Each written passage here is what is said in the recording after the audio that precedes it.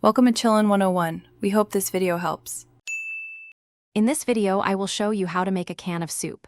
First, gather your ingredients and tools. You'll need your favorite canned soup, a suitable saucepan, and a stirring spoon. It's always a good idea to quickly check the can for any specific heating instructions or suggested additions, like water or milk. Make sure your stovetop or microwave is ready to go for the next step. This simple preparation ensures a smooth cooking process. For stovetop heating, carefully pour the soup into your saucepan. If the can suggests adding water or milk, now is the time to incorporate it. Place the saucepan over medium heat. Stir the soup occasionally to ensure even heating and to prevent it from sticking to the bottom of the pan. You want to bring the soup to a gentle simmer, where you see small bubbles forming, but avoid a vigorous boil to maintain its texture and flavor. If you prefer the microwave, transfer your soup into a microwave-safe bowl.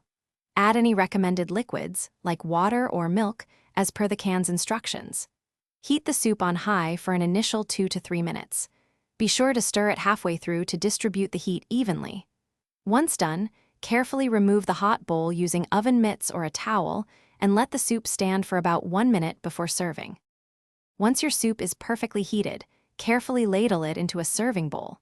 This is a great time to add any garnishes you enjoy, such as crackers, fresh herbs, or a dollop of sour cream. Remember to allow the soup to cool slightly before you take your first delicious bite to avoid burning your mouth. Enjoy your warm and comforting meal. Don't forget to check the description below for a link to the Echo Dot smart speaker and other great deals. Thanks for watching. Consider subscribing if we helped you.